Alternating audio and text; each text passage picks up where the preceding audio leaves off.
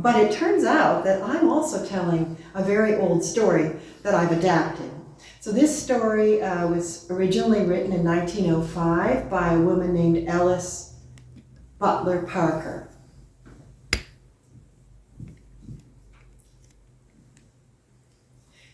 Mrs. Gratz opened her eyes, rolled over in bed, and looked out the window. It was a gray, drizzly Christmas day. She rolled back over onto her back and just lay there in bed because she really had no reason to get up. "Oh well," she said to herself, "Santa Claus doesn't ever come visit me anyway. Well, what with the weather and me living way out here, I don't blame him." She chuckled to herself. She was not disappointed that Santa Claus had not come to visit. She didn't expect him. I mean, she didn't even believe in him. She sighed and yawned, and, even though she could imagine the delectable smell and the mouth-watering taste of some bacon and eggs cooked up ever just so, she really was in no hurry to get up and start her day. Mrs. Gratz was never in a hurry anymore. You see, she was a widow. She had money in the bank and a cozy little house of her own. No one to cook or clean for but herself. She sighed and yawned again, and she closed her eyes and fell back asleep. When she next awoke, she was full of hunger and full of regret that there was not some real bacon sizzling in a frying pan nearby. Well, she slid out of bed and she started to get dressed fast. She could see her breath in that chilly room. Well, she was just fastening her red flannel petticoat around her wide waist when she was surprised by a strange sound or lack of sound. Oh, the birds, the sparrows were doing their usual chirping outside, but other than their bickering sounds, it was silent. Her chickens were not making their usual morning racket in the chicken yard. "Well," she said to herself, "I bet I know why that is." She finished getting dressed and put on her coat and went out to the chicken yard, where she found, to her sadness, that she had won her bet. You see, 2 weeks prior, 2 chickens had disappeared from her chicken coop, and after that she'd had a big, strong, fat padlock placed right on that chicken house door. And now that padlock lay hung, open, broken. And the chicken house, it was empty. All 9 of her chickens and her rooster were gone. "Well," she said to herself, "if they're gone, they're gone. Now, I thought Santa Claus was a bringing kind of fella, not a taking away kind of person. People like the bringing Santa Claus. Oh, he's going to get a bad name for himself if he does this sort of thing too often." And shaking her head sadly, she turned back to go to back to her house. But then her foot hit something in the straw down below, and she looked down and saw a little bit of something sticking out of the straw. She bent down to get a closer look. It was a worn black leather wallet. She picked it up. It was muddy and damp. She opened it up and found to her surprise that there was money in that wallet. Standing very still, she began to count. And then her hands began to tremble, and her knees began to shake. There was $900 in that wallet. Now, that's a lot of money to find, even today. But I went and looked it up. So the value of $900 in 1905, $31,500. Now, that's a lot of money. I bet she could buy a lot of chickens with that money. Probably buy a new house. Well, Mrs. Gratz collapsed against the door jamb and then slid down to the ground. And then she started to laugh. She laughed and laughed until tears were streaming down her face. She laughed until she thought her stomach would burst. Oh my, she hadn't laughed this hard and she couldn't remember the last time she laughed this hard. Oh my, such a Santa Claus, she said to herself. Oh, and what a Christmas present he done left me. Oh my, oh, no wonder he's so fat if he can eat 10 chickens in one night. Oh my, I think I sure do believe in this Santa Claus now, and I think I sure do like him. Still chuckling, she stood up and clutching that wonderful wallet in her hand, she made her way back to the house. As soon as she got back inside, she made a nice fire in the stove, and she brewed herself up a lovely pot of coffee, and then she fried herself up a batch of bacon and eggs, and then sat down to eat her fill, musing on what had happened that morning. Oh my, what a morning she had had! And then, when she was done having her fill, she went and sat in her favorite rocking chair and picked up her book, thinking she'd have a little bit of reading. Oh, but before she did that, she slipped that wonderful wallet into a pocket of her apron she had put on when she came into the house. And then she started to read. Just then, a knock came at the door. Well, who could that be? She said to herself. I mean, no one ever comes to visit me, and on Christmas Day especially. Oh my, oh, well, maybe it's old Santa Claus himself coming to pay me a visit. Still chuckling, she got slowly up from the rocking chair and made her way to the door. Now, when she opened the door, standing there on her front stoop was this tall, thin stranger. He was holding his hat in his hand, and he looked nervous. And he had kind of a worried look on his face. Mrs. Gratz did not think he looked at all like Santa Claus. So tall and thin and not at all jolly. And he just stood there holding his hat. He didn't say a word. Well, what is it? She was in a hurry to get back to her reading.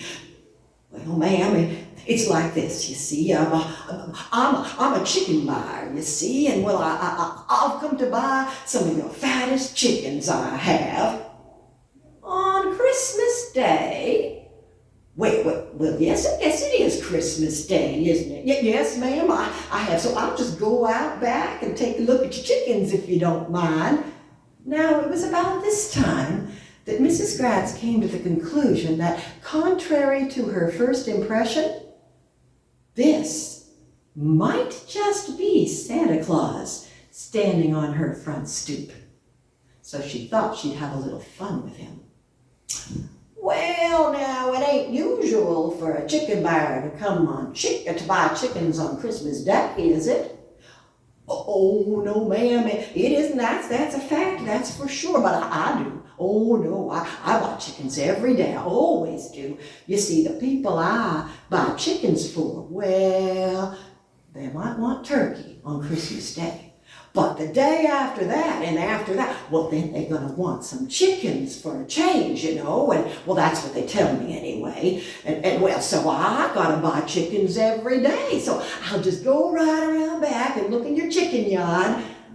But I ain't selling my chicken yard.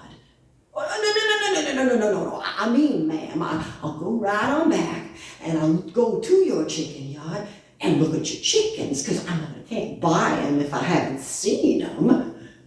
Oh, that makes sense. That does. Hey, say, how much you pay for some nice, big, plump chickens? Well, ma'am, I normally pay 7 cents a pound, but as it is Christmas and all, I'll give you 12 cents a pound, and I'd take all your chickens and I'd pay you today, up front, in cash. But I got to see them first, so I'll just, well, now, my yard is in a right mess right now. I tell you what, how about I bring out a couple of my plump chickens for you to see? No, man. Now the stranger was getting impatient and a little angry. No, you see, I've got to see them running around around, like in their natural habitat. I can tell if a chicken has a disease or is healthy by the way it moves, you see. Well, I guess that makes sense, but, well, and I should have told you right from the outstart. I don't got no chickens, you see, so it don't make sense for you to go out and take a look. So, good day to you, sir, and a Merry Christmas. And Mrs. Gratz, she shut the door right in his face. But she made her way back to her rocker, chuckling to herself, My, Santa Claus making a visit twice on Christmas Day. Who'd have thunk it? Who would ever have believed such a thing? She sat back down and started her reading. But that tall, thin stranger, he had not gone far. He just crossed the street, and he stood staring at Mrs. Gratz's front door, a scowl on his face. But then his face brightened up considerably, and he went right back across the street and knocked on her door again. This time, when she opened the door, he didn't give her a chance to speak. Now, see here, Mrs. Gratz. Yeah, I know who you are. I know all about you. Now, I told you before that I was a chicken buyer, but that was not true. I just said that so you wouldn't be frightened, but I ain't no chicken buyer. No, Mrs. Gratz knew very well that he was no chicken buyer. Oh, no, ma'am. I just said that so I could get a look at your chicken yard, you see. But I actually am. I'm really and truly, well, I'm a chicken house inspector, I am, for the county, yeah. And the mayor, he sent me up here, and he told me that I had to go inspect your chicken coop, and I had to do it right away, or I'd lose my job, you see. So I'll just go right out back real quick, and I'll just take a look, and then I'll get out of your hay. Oh, I see, but wait a minute. I told you before. There ain't no reason to look. I'm so sorry you came all the way out here, but I ain't got no chickens. Not a one. Yesterday I had plenty, but this morning they're all gone. So like I said before, good day to you and Merry Christmas. And she started to shut the door. But that tall, thin stranger, he stuck his foot in the way. That's just it, ma'am. That's just it, he said. He said, that's the way them tuberculosis bugs act. Real quick like.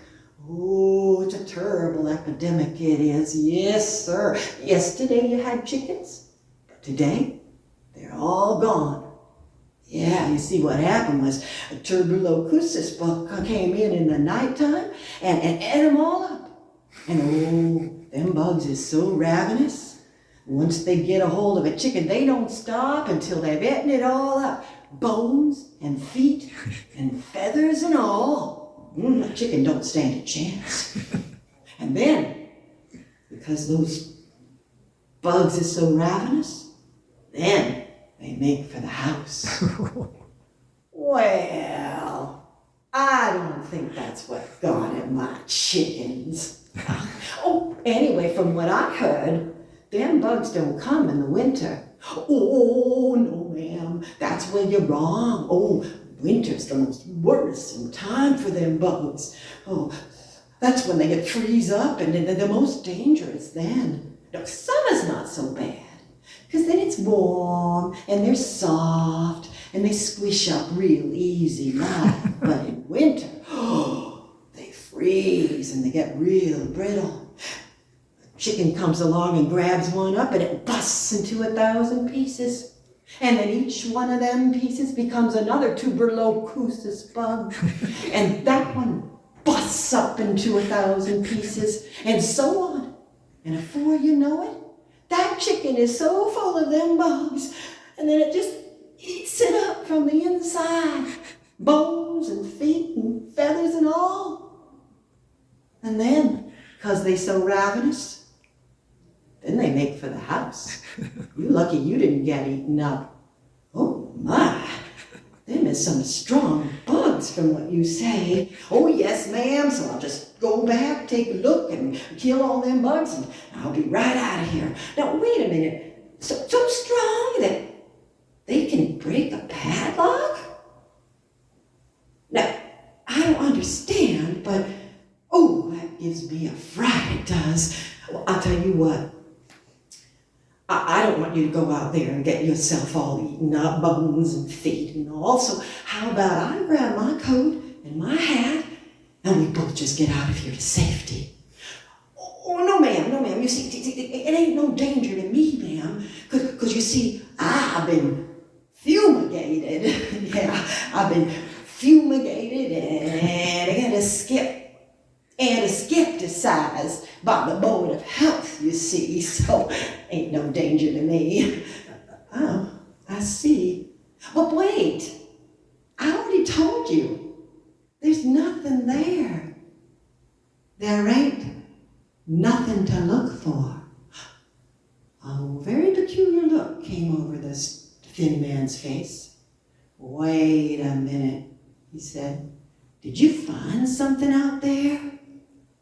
Well, all I found was a busted padlock and an empty chicken house.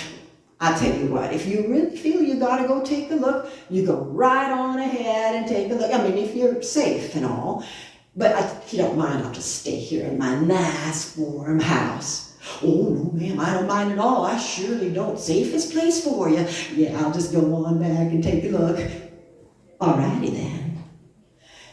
Mrs. Gratz made her way to the kitchen where she could look out the kitchen window and she had a really clear view of the chicken yard.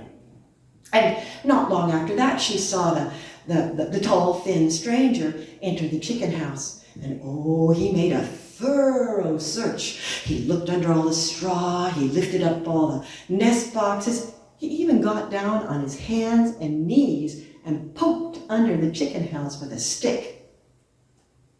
And he found nothing. And then he just got up and walked out of the yard without even saying goodbye. Mrs. Gratz chuckled to herself some more and idly touching that wonderful wallet in her pocket, she went back and sat down in her rocking chair, figuring at this point she'd get, some nice peace and quiet, finally. And so she was very annoyed when another knock came at the door. And surprised to see, yet again, there was that tall, thin stranger standing on her front stoop. And again, he did not give her a chance to speak. Now, I'm sorry to bother you again, Mrs. Gratz, but, well, I come to tell you the truth, I have, and that's a fact. Now, I ain't no chicken house inspector, all right?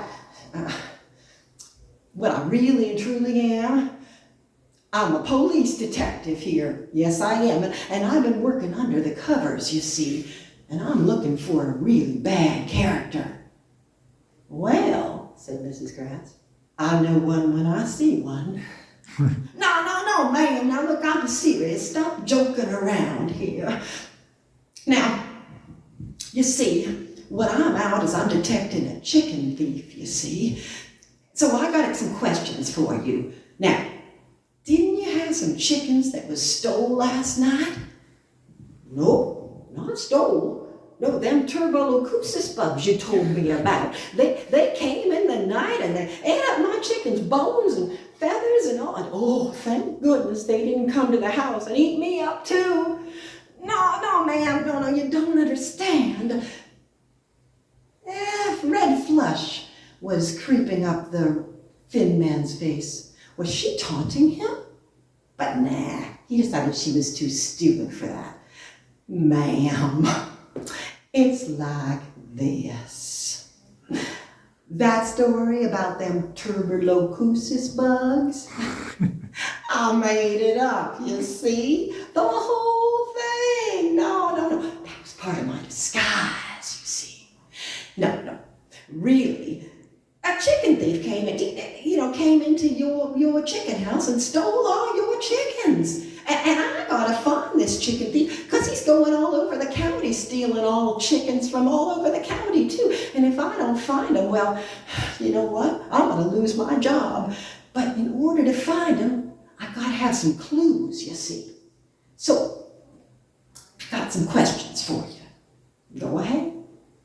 Well, when you was out there before, like, did you find anything out of the way?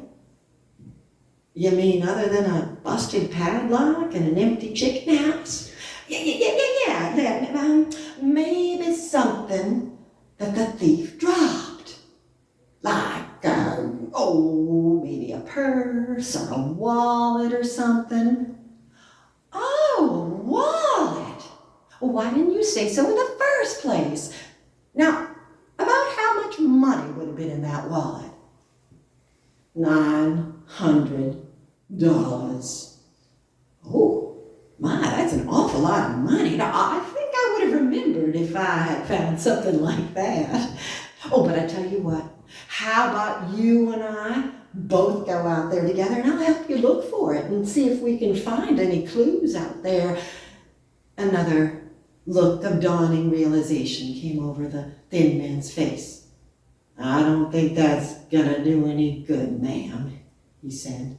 But all the same, they went out to the chicken house and Mrs. Gratz helped them. She lifted up straw and she lifted up nest boxes. She even got down on her hands and knees and poked around with a stick.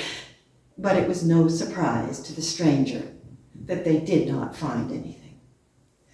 And when with one last long, searching look at Mrs. Gratz, he took his leave, and this time for good. Now, as for Mrs. Gratz, she went back in the house and she put some more wood in the stove to warm it up, and she went back and sat in a rocking chair and mused about the morning's happenings. Well, she said to herself, I suppose I could have called the cops on that chicken thief, but, well, it ain't nice to put old Santa Claus in jail. I mean, on Christmas Day and all. And such a generous Santa Claus, too. She took the wallet out of her pocket and opened it up, looking lovingly at what was inside. I think I really do believe in Santa Claus now. Oh, yes, I do. And it sure does a body good to have some faith. And, it had been a long day. It sure is nice to have $900 more in the bank.